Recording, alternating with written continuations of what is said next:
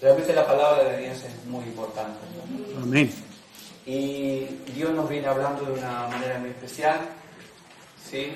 En este tiempo yo he estado orando al Señor y claramente que cuando Dios, uno está pidiéndole dirección al Señor y palabra al Señor, no la damos la palabra una cuestión propia, sino porque Dios marca una necesidad y conforme a la necesidad viene la palabra de Dios. Y compartimos esa palabra porque hay una necesidad. Y la necesidad en este tiempo es justamente llevar el Evangelio hacia las almas, hacia cada vida, ¿no? Y en esto viene una pregunta, ¿no? Hay una pregunta que esta mañana, antes de ir a la lectura que vamos a hacer y entrar en el tema, la pregunta con la que quiero comenzar este mensaje. ¿Cómo conquistaremos aquellas almas que Dios quiere rescatar por medio de la iglesia? Una pregunta muy obvia, ¿no? ¿Cómo vamos a conquistar esas almas? Y ahora dentro del plano en el que estamos, este mundo, y cuando digo este mundo me refiero de la iglesia para afuera, el mundo, ¿no? El mundo secular, la gente ahí afuera, los que nos rodean a diario, las personas con las que estamos en contacto, ¿no? Hay una problemática porque desde el comienzo de la historia, de los principios, estamos frente a un desafío, nosotros cada como iglesia, frente justamente a esos principios que de alguna manera en la tierra se han dado, ¿no? Satanás ha hecho estragos a través de la humanidad y está corrompiendo a los hombres desde todos los tiempos hasta estos tiempos, ¿no? Con el fin de arrastrarlos al infierno. Hay una gran problemática, porque no solamente está el obrar de Satanás sobre este mundo, sino que también está esto de cómo llevar el Evangelio a estas personas, ¿no? La problemática de cómo llevar el Evangelio, ¿no? En situaciones donde hay limitaciones para compartir el Evangelio, quizás abiertamente, pero nosotros tenemos un testimonio de parte de Dios. Quienes hayan recibido el Espíritu Santo, ¿amén? Amén. ¿Cuántos hemos recibido el Espíritu Santo? Amén. ¿Sí? Algunos pasamos esa respuesta por el hablar en lengua, y algunos dicen, bueno, yo no hablo en lengua, entonces no recibí el Espíritu Santo. No. Tú recibiste el Espíritu Santo el día que recibiste la palabra y recibiste a Jesús en tu corazón. El hablar en lengua es la manifestación, ¿no? Es la comprobación, ¿no? De que Dios te llama para hacer algo muy importante. Y es lo que nos permite a nosotros tener esa comunión con Dios, porque cuando el Espíritu Santo nos bautiza en lenguas, nosotros recibimos, ¿no? Ese poder de Dios para ser de testigos en el mundo. Y eso es lo que dijo Jesús a los discípulos, ¿no? Ustedes quédense, oren, ¿no? Y cuando venga sobre vosotros el Espíritu Santo, ¿no? Serán llenos, investidos del poder, y me seréis testigos en Judea, en Samaria, en Jerusalén, en Judea, en Samaria y hasta lo último de la tierra. ¿Amén? Pero volviendo al tema, ¿no? A la problemática que hoy tenemos, desde los principios el hombre está, ¿no? Acorralado, está influenciado, ¿no? Vivimos en este mundo donde la gente, bueno, rechaza a Dios, simplemente no rechaza a Dios, porque, bueno, no tienen fe en Dios.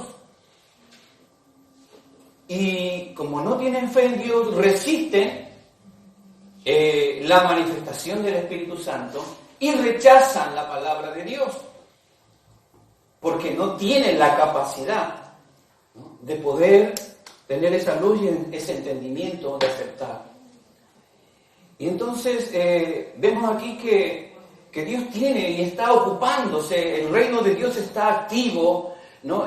Dios trabaja, dice el Señor Jesús, mi Padre trabaja hasta ahora y yo también trabajo, ¿no? Por lo tanto yo también trabajo, queriendo decir que ¿no? La misión que él tenía que cumplir como hijo debía de estar mientras estemos en esta vida. Así que la gente común, claro, tiene comezón de oír, y la Biblia nos habla de esto, del comezón de oír. A veces muchos son atraídos por ese comezón de oír, porque el diablo seduce, quiere seducir, ¿no? Quiere confundir, quiere traer destrucción a la vida de uno. Y a veces no nos damos cuenta, y claramente la comezón de oír, a veces oímos cosas que no tenemos que oír, y a veces el diablo usa eso para distraernos, para desenfocarnos, para sacarnos del propósito que Dios tiene para contigo dentro de la iglesia. Y pensaba en esto, ¿no? Porque al tener comezón de oír me hace acordar la palabra que Pablo le da a Timoteo acerca de los tiempos finales, cuando dice ahí en segunda de Timoteo 4:3, dice: porque vendrán tiempos cuando no soportarán la sana doctrina, sino que teniendo comezón de oídos, acumularán para sí maestros conforme a sus propios deseos. O sea, buscar lo que me gusta escuchar, lo que me place, lo que está conforme a mis criterios, conforme a mi cultura, conforme a nada, no me traigas nada que me saque de ese confort, ¿no? De esa comodidad. Tengo comezón de oír, y esto lo vemos por todas partes, ¿no? Así que la gente común tiene ese deseo vano, es propio de la gente sin el Espíritu Santo, de tener esos propios deleites, ¿no? Para, justamente, corren para satisfacer los deseos de la carne. Están más preocupados, se desviven para vivir una vida de mundanalidad. Y estamos en este mundo, ¿no? Y Dios claramente que nos desafía a predicar el Evangelio, ¿no? En este mundo, dentro de este contexto, dentro de esta realidad. Estamos, ¿no? También de alguna manera con esta demanda de parte de Dios. Así que el mundo secular está siendo influenciado, el mundo ahí afuera está siendo influenciado por el mismo Satanás. Él no trabaja, él está continuamente trabajando. Y mira aquel momento cuando él se le presentó a Jesús y le dijo, ¿no? Si te entregaré los reinos de este mundo, si postrado me adorares. Se lo dijo a Jesús. Y aunque hoy no lo oímos decir estas palabras, pero de alguna manera, ¿no? Está seduciendo a muchos en este tiempo, a la humanidad ahí afuera, seduciéndolos justamente, encantándolos, como dice ahí en Primera de Juan, ¿no? Cuando dice, encantando los deseos de la carne, los deseos de los ojos, la vanidad de la vida, para que dejen de adorar a Dios, para que no se acerquen a Dios, para que no conozcan a Dios. Esa es la tarea del diablo, de que nadie adore a Dios, de que nadie se acerque a Dios, porque él quiere arrastrar a cuanto más pueda con él, y en especial manera a los que le oyen, ¿no? Entonces, tenemos un consejo de parte de Dios. Mire, Dios nos demanda estas palabras, ¿no? No améis las cosas del mundo.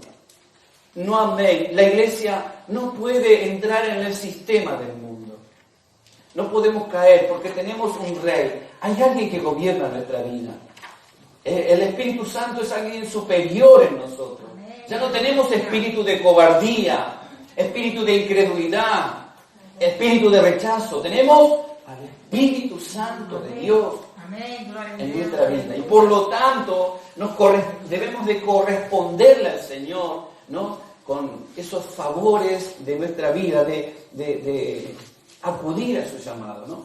Entonces nosotros, como tenemos este consejo de parte de Dios, Dios nos capacita para ser más que vencedores. ¿Cuántos dicen amén? Amén. Para ser vencedores, para poner en práctica, ¿no? y ver las obras de nuestro trabajo, de nuestra fe, de nuestro testimonio. Dios quiere, ¿no? Y nos ha dado su palabra. La palabra de Dios es poder de Dios. Amén. Para los que creen. Es poder de Dios. Y por lo tanto, la palabra de Dios, como decía al comienzo, y el pastor compartía la semana pasada acerca de este tema, es muy importante. La palabra no es solamente para recibirla. La palabra ejerce un proceso dentro de nosotros, ¿no? De transformación, para que en esa transformación manifestemos el testimonio de esa obra divina de Dios en nosotros, y esa obra divina de Dios dé a luz el testimonio claramente, y posteriormente sea luz a quienes nos están viendo, y quienes nos ven deseen adorar a ese Dios maravilloso que al cual hoy adoramos. Y conozcan al Señor, que ese es el propósito, que todos vengan al conocimiento, ¿no? de este Evangelio divino. Y claro, la palabra produce muchas cosas en nosotros. Si lo viéramos desde el área negativa, esa área que por ahí nos descubre, porque la palabra de Dios al proclamarse nos revela la condición en la que estamos, la posición, cómo estamos delante de Dios, si estamos respondiendo a través de nuestras conductas, a través de nuestros pensamientos o a través de nuestro obrar, o si somos rebeldes a lo que el Señor nos está mandando hacer. Cuando oímos la palabra de Dios, nos produce eso. Pero también la palabra de Dios alumbra nuestra mente entenebrecida, esa área donde necesita justamente, trae luz, trae entendimiento. ¿Qué es lo que Dios quiere que recibamos como iglesia para que podamos hacer su voluntad? Si no tenemos ese entendimiento, esa luz, ¿no? del Señor que viene por medio del Espíritu Santo, dice que Él nos enseñará todas las cosas. Por eso tenemos una gran necesidad como iglesia, primeramente, ¿no? de ser llenos del Espíritu Santo. Y segundo, la necesidad de ser capacitados por Él para predicar el Evangelio. Así que la palabra de Dios va a producir en nosotros justamente luz y entendimiento. Nos va a hacer comprender nuestros errores, el error de nuestro camino. Nos va a señalar, nos va a advertir, nos va a mover por dentro. Va a haber un temor cuando no esté haciendo la voluntad de Dios. Nos vamos a sentir compungidos probablemente, ¿no? Porque Dios nos está dando la oportunidad en ese instante de arrepentirnos y retomar el camino. Y este es un tiempo, hermano, en el que la iglesia está pasando por una prueba muy especial. El diablo se ha vestido de COVID, digo yo. ¿Cuánto han tenido la lucha esta mañana de escuchar esa voz que viene, ¿no? No vayas a la iglesia porque el COVID, ¿no? El contagio y todas esas cosas que vienen, ¿no? Y el temor y una serie de cosas y por ahí aprovechamos. Tenés razón, COVID, me quedo en casa, acallo mi conciencia, no hago nada. Total, el COVID me cubre. Pero saben que frente a las persecuciones de la iglesia primitiva, frente al campo de batalla que tenían que enfrentar, ellos tenían que poner el pecho a la bala, tenían que estar en el frente, no se podían quedar escondidos. De hecho, Jesús en un momento, después de su resurrección, tuvo que venir y llamarle la atención a los que se habían quedado encerrados por temor a la persecución.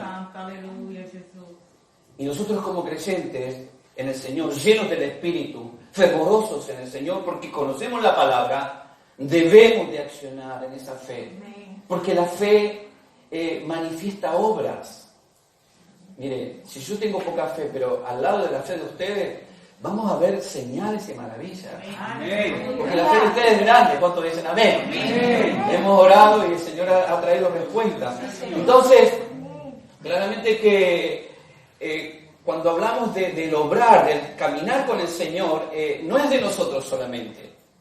Es del Señor. Es el Señor, es a través del Espíritu Santo cuando yo le pido al Señor, el Señor del cielo derrama. Mire lo que dice ahí en Juan. Dice, un hombre no puede recibir nada si no le es dado desde el cielo. No es de nosotros. Es cuando tenemos esa comunión con Dios y el Espíritu Santo viene, ¿no? Porque viene el Señor sobre nuestra vida y podemos. Entonces tenemos que ir acomodando algunos puntos. Queremos alcanzar esta ciudad cuando dicen amén. Amén. Yo creo que sí. Queremos alcanzar las familias que todavía no han venido a los pies de Cristo. Queremos ganar a esa gente en el trabajo. Queremos ganar a nuestros amigos, a aquellas personas que se nos cruzan en el camino a diario, por los cuales tenemos una relación donde hablamos o nos saludamos, a un vecino. Entonces tenemos que buscar la llenura del Espíritu Santo, la renovación del Espíritu Santo, para que Él nos traiga entendimiento y derrame sobre nosotros esto. Ahora usted dirá, pero yo estoy en necesidades. Deje sus necesidades de lado. No voy a acariciar. Yo no soy de los que acarician. A veces lo necesitamos. Necesitamos el consuelo, que nos pasen la mano por aquí, por allá, ¿no? Nos abracen. Lo necesitamos. Hay quienes son más sensibles que otros. Pero no podemos estar toda la vida así, porque estamos dentro de un plano de guerra. ¿Saben qué escuché cuando estaba en la Argentina el año pasado? Y comenzó esto del COVID, cerrar las fronteras, yo me quedé así, atascado. Ustedes oraron mucho, yo creo que el Señor les oyó. Yo tenía un temor, tenía miedo por lo que se estaba viviendo, lo que se decía, mi familia aquí, Fabiana mal, enferma, y yo tan lejos. Una desesperación tenía. Y escuché al presidente cuando cerraron la frontera y todo, y dijo al pueblo que estábamos en plan de guerra, que estamos luchando contra un ser invisible. Y saben que yo me imaginaba al mismo diablo en ese momento, porque es una realidad. Hoy estamos frente no solamente a este COVID, sino a ese ser invisible que está haciendo estrago y que está utilizando todo lo que hay en este mundo desesperadamente, porque Cristo viene. Amén. Y Él está condenado. Amén. Y nosotros, hermanos, tenemos que reflexionar en esto y no quedarnos dormidos en los laureles. No esperar que nos estén tirando la carreta. Mire, hay que bajarse de la carreta y empezar a empujar la carreta. Porque ya se subieron mucho a la carreta y son pocos las que le están tirando. ¿Me entiende esta figura? La iglesia en conjunto debemos de empujar la carreta para ir levantando la cosecha, hermano, que Dios ya tiene preparada. Es un tiempo especial para nosotros y Dios quiere. Mire, los discípulos se habían desanimado. Ellos habían entrado en un estado de desánimo, y ahí en Juan capítulo 16, 7 al 11, a ver si lo puedo leer. Juan, sí, lo tengo acá, mire. Capítulo 16, del 7 al 11. Dice: pero yo os digo la verdad, dice el Señor, porque había ciertas dudas en ellos, ¿no? Y en lo que estaban oyendo también. Yo os digo la verdad, os conviene que me vaya, porque si no me fuere, el Consolador no vendrá a vosotros, mas si me fuere, os lo enviaré, y cuando Él venga, convencerá al mundo de pecado, de justicia y de juicio. Amén. De pecado por cuanto no creen en mí, de justicia por cuanto voy al Padre y no me veréis más, y de juicio porque cuando el príncipe de este mundo, por cuanto el príncipe de este mundo ha sido ya juzgado. Ya está la condena sobre él. Entonces, frente a esta situación, ¿no? Ahora dice el Señor aquí estas palabras, ¿no? Que vendrá el Espíritu Santo y Él convencerá de pecado al mundo. El Espíritu Santo habla. ¿Ustedes saben que el Espíritu Santo habla? Amén. Es una persona. Y cuando nosotros lo invitamos a nuestra vida, Él haya cabida en nosotros. Y Él nos capacita y nos da el denuedo para predicar. Y usted puede leer el libro de Hechos, cuando Pedro fue investido por el poder del Espíritu Santo y comenzó a predicar el Evangelio, y las almas vinieron y se convirtieron y empezaron a clamar y dijeron: ¿qué haremos? Al oír la palabra de aquel predicador, la gente se compungía y decían los inconversos: ¿qué haremos? Porque sabían lo que les estaba aconteciendo, porque el Espíritu Santo les estaba revelando no solamente la condición, sino lo que iba a venir. Entonces, la palabra de Dios nos anima, hermanos, y el Señor nos anima a buscar el Espíritu Santo, amén, con entusiasmo, con ganas, con esmero, porque hay una actividad divina, hay un mover, a diferencia del mundo que en ese ámbito el diablo está activo también, juntamente con sus demonios, sus secuaces y los que lo oyen, justamente, y los que practican la doctrina del diablo, como dice la palabra, ¿no? Están ahí, activos también. Pero está la iglesia que vive y que busca el hacer la voluntad del Padre. ¿Cuántos dicen amén? Amén. Hay una iglesia, ¿no? Y estamos justamente frente a esta situación. Hoy nos hemos esforzado por llegar aquí. Quizás te costó levantarte, quizás tenés situaciones, cargas, dolores, cansancio, lo que sea. Tú llegaste en esta mañana aquí. Pero quiero decirte que el llegar aquí y oír la palabra no es la finalidad de Dios. La finalidad de Dios es que al oír la palabra podamos ser hacedores de esta palabra. Amén, Señor, aleluya. Y claramente que aquí, bueno, nosotros no podemos acallar nuestra conciencia con el no puedo, con el no sé, con el no estoy capacitado. No podemos acallar nuestra conciencia porque está esta situación. No, hermanos. No, porque el Señor nos llamó. Y Él da seguridad. Él no miente. Amén. Él lo que dijo, de estar al lado de los suyos hasta el fin de los tiempos, es una realidad. Amén. Quienes no lo viven es porque no lo creen. Y si no lo creemos, estamos en una falta terrible. Entonces, frente a esta, nosotros, ¿no? como iglesia, ¿no? Dios está buscando que es su iglesia. Cristo estableció la iglesia. Jesucristo les dijo a sus discípulos: yo edificaré mi iglesia. ¿Y a través de quién va a edificar el Señor si Él ascendió a los cielos?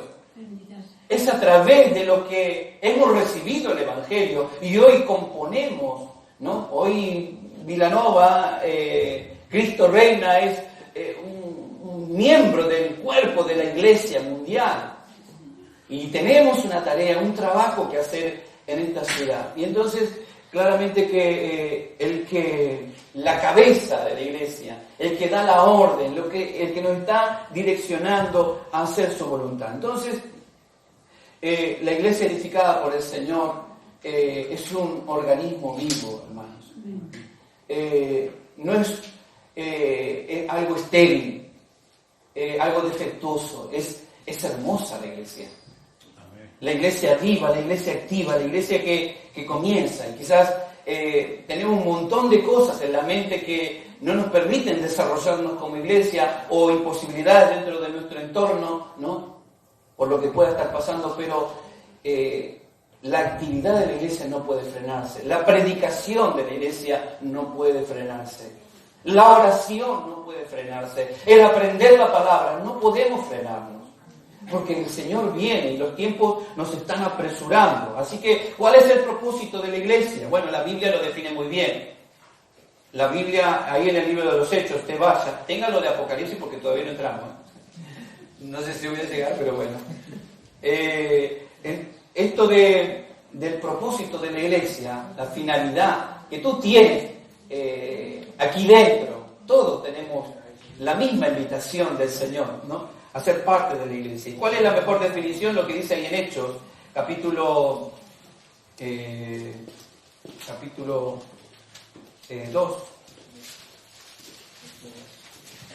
¿Lo tiene? A ver.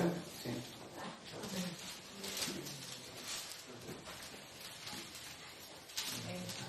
Hechos, capítulo 2, perdón. Hechos, capítulo 2. No, perdón. Se me confundió la hoja. A ver si lo tenía marcado.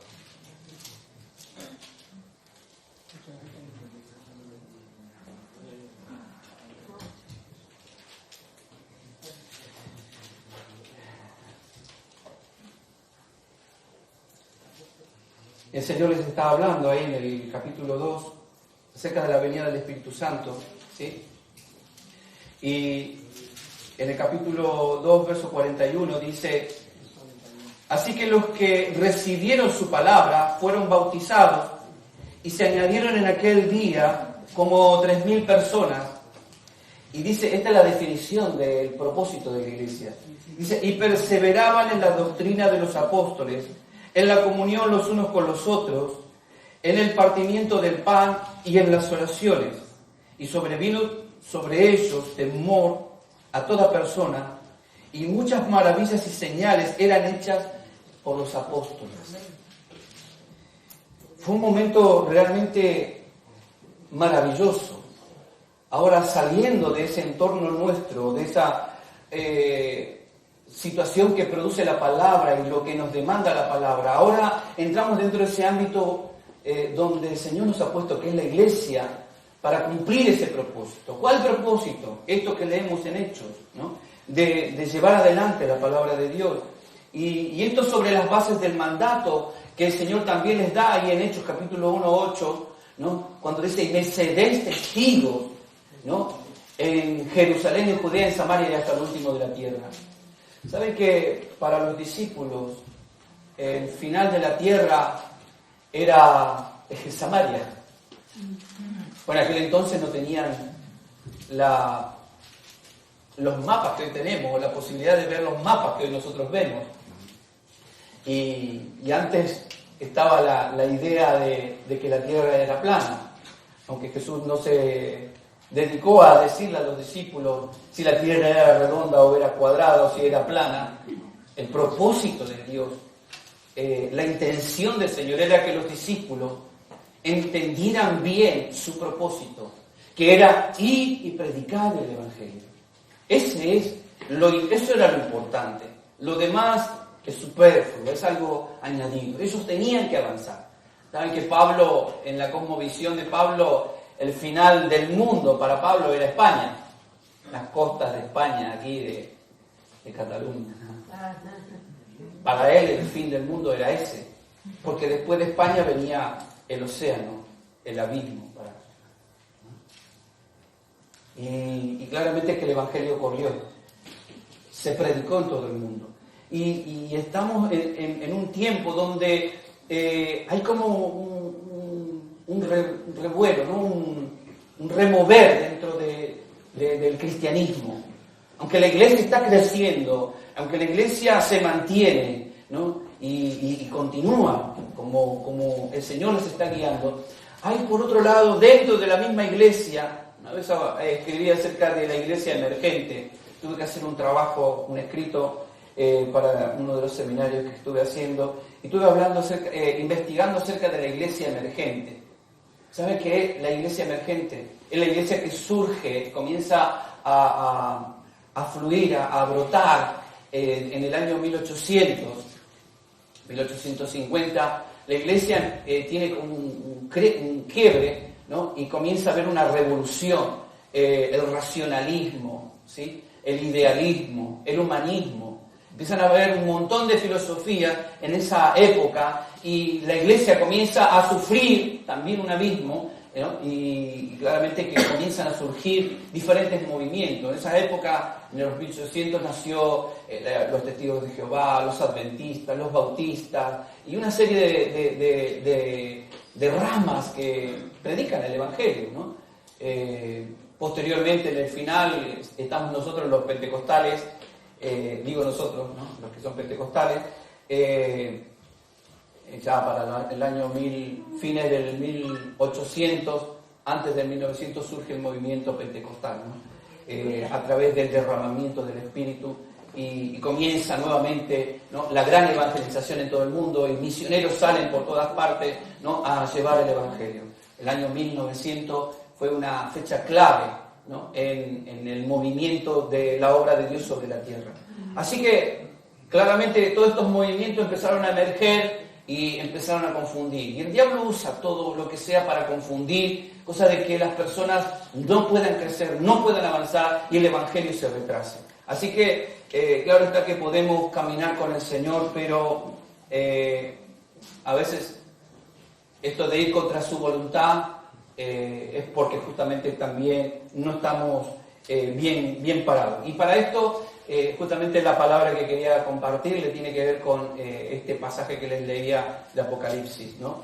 La iglesia de la Odisea es la iglesia que para algunos teólogos representa el último periodo de la iglesia sobre la tierra, antes de la venida del Señor, ¿no? ¿Cuál es la condición de esa iglesia, ¿no? Y en esta mañana reflexionar en este pasaje y lo que el Señor le dice a la iglesia de la Odisea para que nosotros, hermanos, podamos quitarnos toda confusión, para que nosotros entendamos que tenemos que accionar, que no podemos quedarnos, porque al Señor realmente le desagrada lo tibio. Lo tibio es aquello que ni es Coca-Cola, ni leche ni Coca-Cola, ni chicha ni limonada, como se dice, ¿no? Lo tibio, lo que no es ni blanco ni negro. O sea, entendamos que para el Señor no hay punto intermedio. O sos frío o sos caliente. Mire, yo me puse a pensar en esto porque el Señor prefiere al frío. Ahora vamos a ver quiénes son los fríos. Prefiere al frío y no al tibio. Digo, bueno, por lo menos el tibio está más cerca, digo yo, ¿no? Pero, sin embargo, dice el Señor que lo vomitará, le produce asco, ¿no? Le repugna. El tibio, Dios lo desecha. Y está esta iglesia, la Odisea, es una iglesia que tuvo un esplendor maravilloso, ahí está en la zona de Turquía. Si ustedes van a Turquía alguna vez, están las 7 iglesias de ahí, de Éfeso, cuando Pablo estableció las 7 iglesias, ¿no? Predicando el Evangelio, porque ellos iban hasta el fin del mundo y llegaron hasta ahí, por aquel lugar, y establecieron estas iglesias que fueron la base, ¿no? Donde el Evangelio explotó para todas partes del mundo, luego de ahí. Así que esta iglesia de la Odisea, que es la iglesia que está ahí en Apocalipsis, fíjense, ¿lo tiene? Vamos a leerlo. Y ahora sí vamos a leer este pasaje que dice el 17, que es el mensaje a la Odisea. Es la última iglesia, es la iglesia en la cual el cristianismo va a apostatar. Ustedes saben que antes de la venida del Señor, una de las señales es que muchos van a apostatar de la iglesia. O sea, muchos van a abandonar la iglesia, muchos van a perder el fervor de seguir al Señor en la iglesia. Porque van a suceder cosas. Y esa iglesia, ¿no? Van a creer que son iglesias, pero el Señor los va a reprender. Y como les decía, los teólogos atribuyen a esta iglesia como el último periodo de la iglesia, ¿no? Estamos en la iglesia de Filadelfia y la iglesia de la Odisea. Estamos ahí para entender un poquito, ¿no? Los cumplimientos de la palabra de Dios. Miren lo que dice ahí en el versículo 17. Porque tú dices, yo soy rico. Esto decían ellos. Porque yo soy rico y no saben que tú eres un desventurado, miserable, pobre, ciego y desnudo. Miren, el Señor usa estas palabras porque tiene que ver mucho con la gente que vivía ahí en la Odisea, ¿no? Le dice, eres un desventurado, miserable, pobre, ciego y desnudo. Por tanto, yo te aconsejo. Mire, la palabra del Señor nos muestra la misericordia de Dios, aun cuando estamos en el peor error de nuestra vida, aun cuando estemos equivocados, ¿no? El Señor siempre es el que toma la iniciativa para acercarse a nosotros y hablarnos y podamos nosotros direccionarnos en el camino, en la senda de Dios. Amén. Él nunca nos va a dejar. Él siempre va a estar a nuestro lado para encaminarnos. Y es lo que hace con esta iglesia. Se acerca y les habla, les revela su condición y les da este consejo. Les dice, yo te aconsejo que de mí compres oro refinado en fuego para que seas rico y seas rico y vestiduras blancas para vestirte y que no se descubra la vergüenza de tu desnudez. Y unge tus ojos con colirio para que veas. Yo reprendo. Este es el texto que me hablaba el Señor. Dice, yo reprendo y castigo a todos los que amo. Sé pues celoso y arrepiéntete. He aquí yo estoy a la puerta y llamo. Si alguno oye mi voz y abre la puerta, entraré a él, cenaré con él y él conmigo. Y la promesa de Dios. Y al que venciere, le daré que se siente conmigo en mi trono, así como yo he vencido y me he sentado con mi Padre en su trono. El que tiene oído para oír, oiga lo que el Espíritu dice a la iglesia. Entonces esta iglesia está en una situación muy especial. Esta iglesia, en su apogeo, vivían ellos una realidad maravillosa.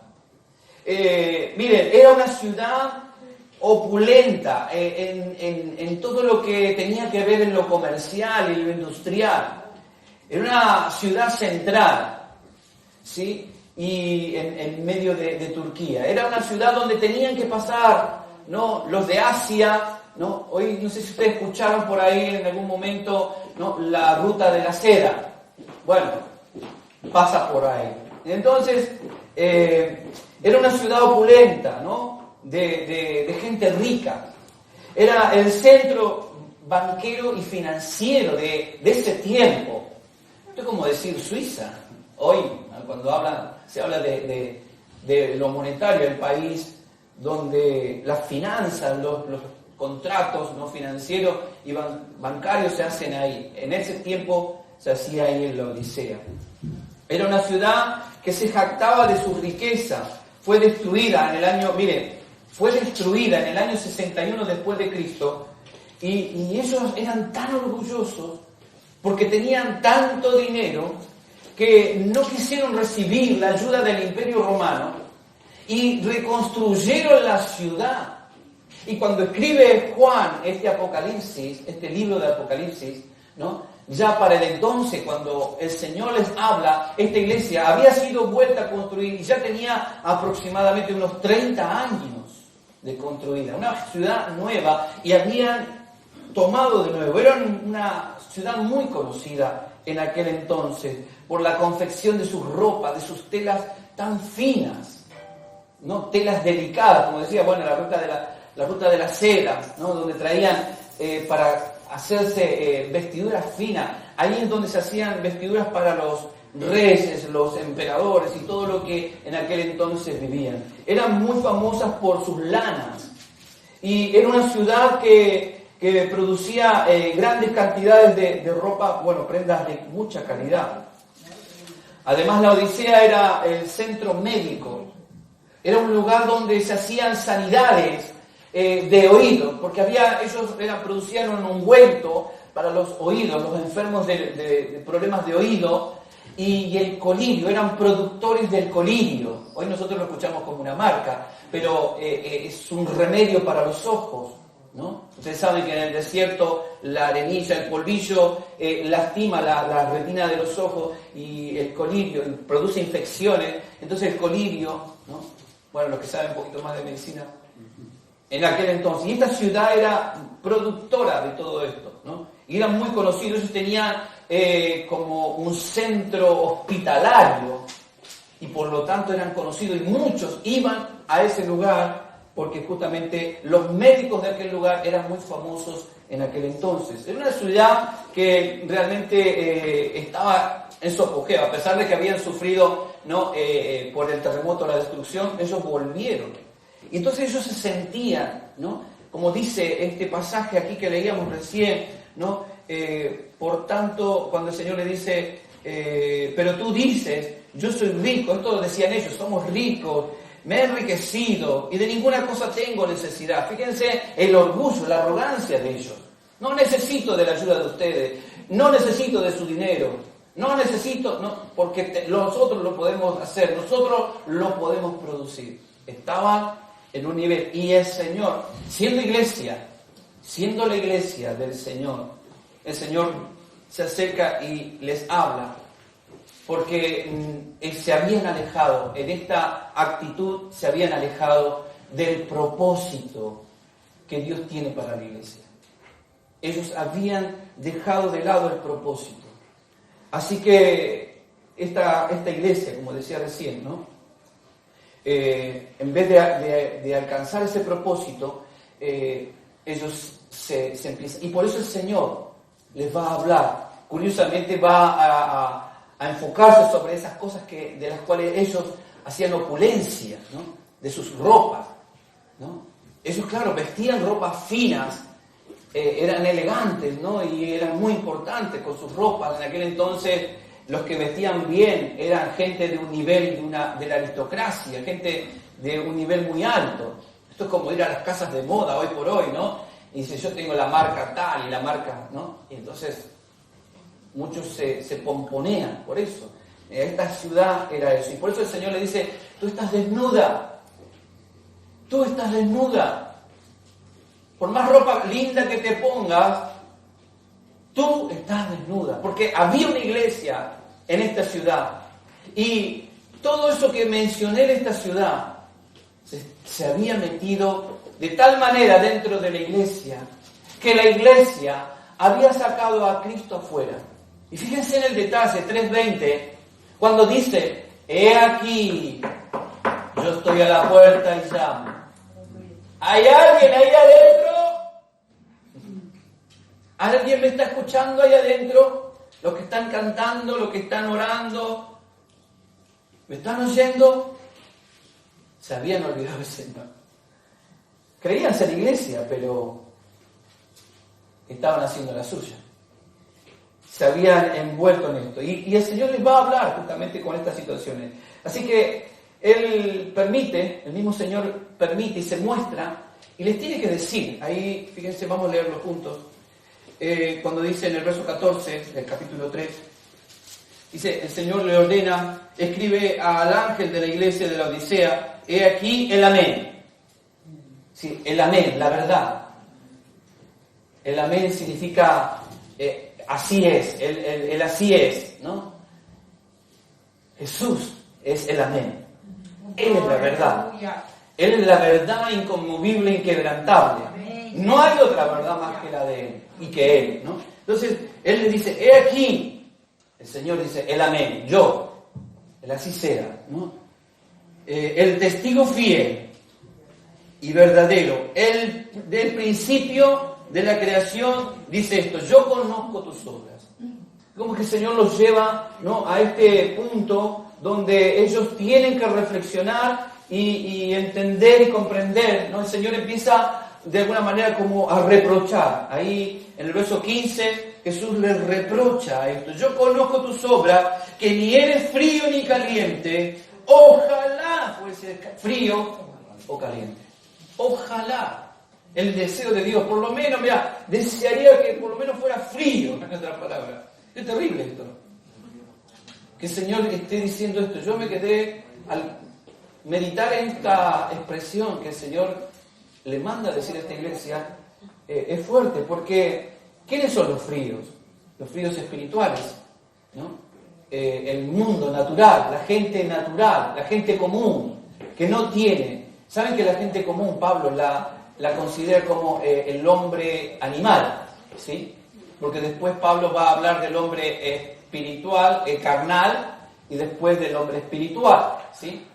Las tres acepciones que hace Pablo acerca del hombre, ¿no? Las diferencias en el hombre. El hombre natural que no tiene a Dios es como un animal, no discierne las cosas de Dios.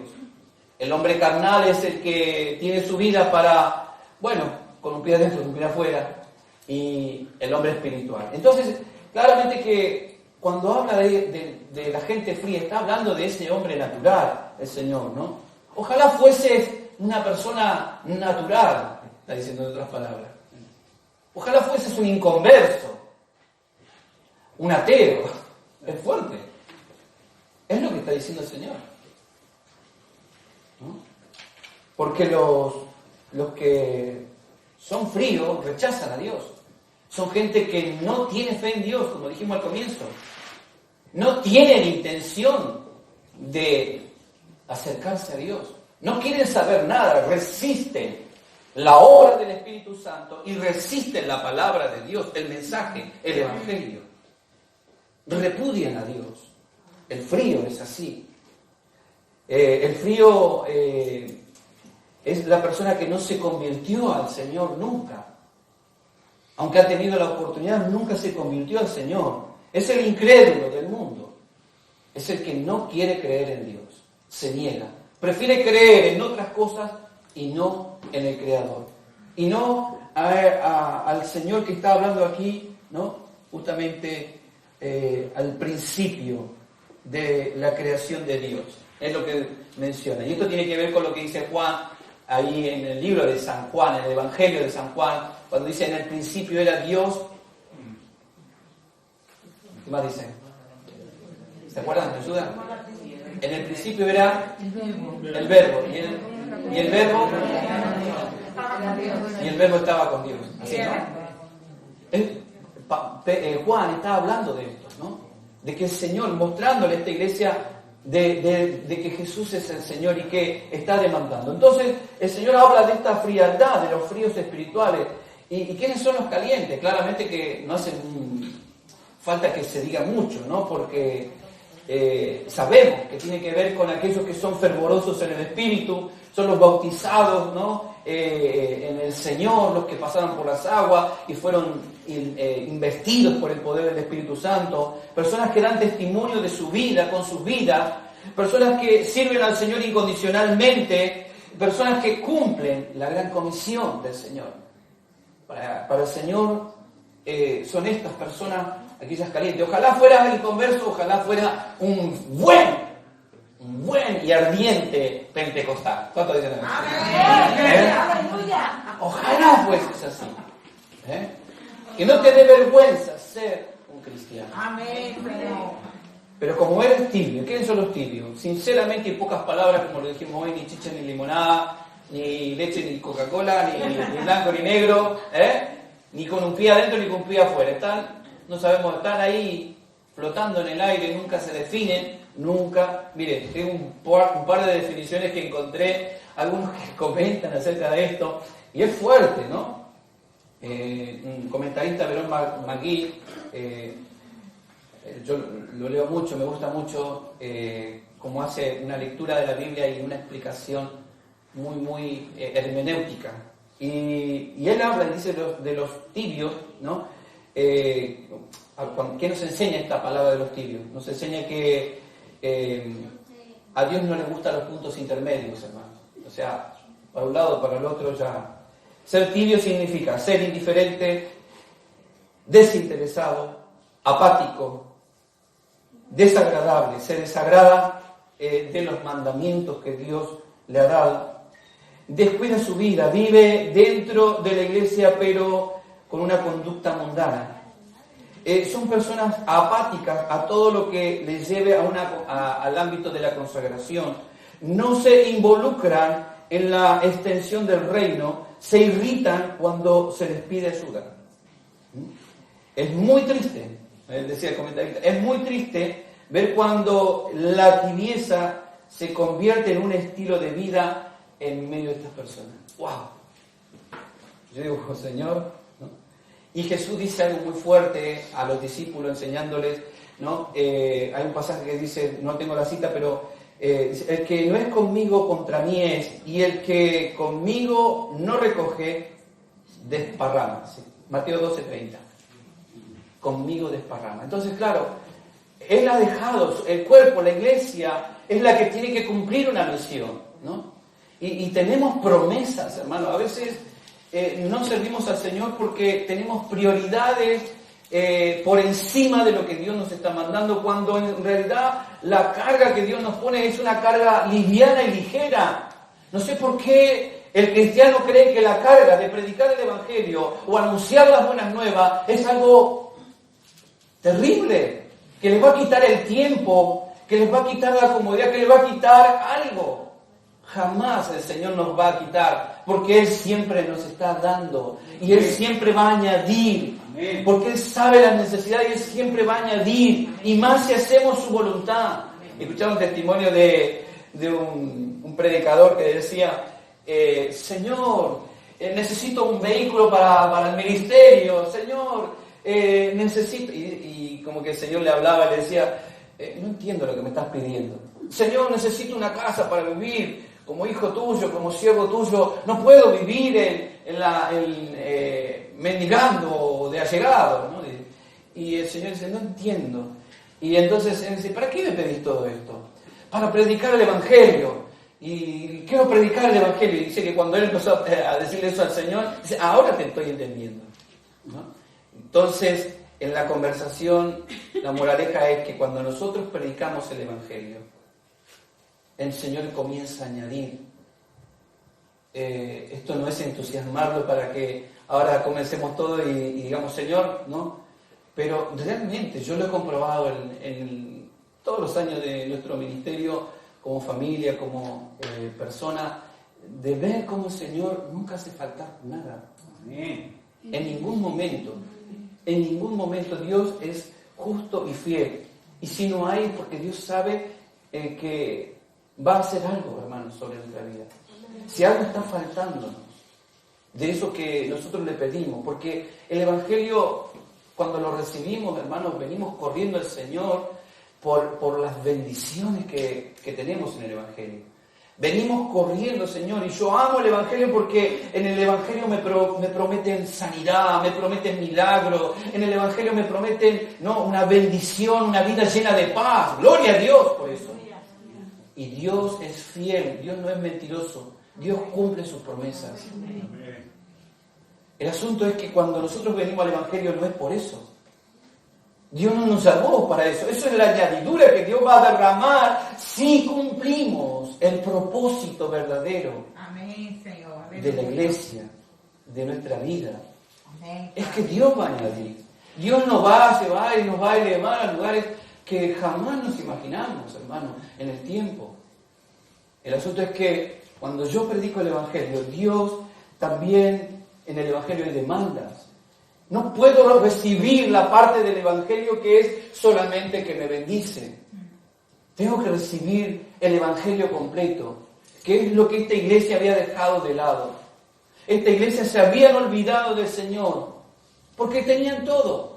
La sociedad, hoy cuando uno sale a predicar afuera, bueno, en otros países, generalmente Sudamérica, nosotros podemos hablar a la gente animándola, ¿no? Que Dios puede, ¿no?, sustentarles, proveerles. Y de hecho nosotros aquí lo comprobamos, cómo vemos la mano de Dios cuando abre puertas de trabajo en medio de una situación problemática y difícil, ¿no? Y vemos como Dios, y lo entendemos porque sabemos de dónde venimos.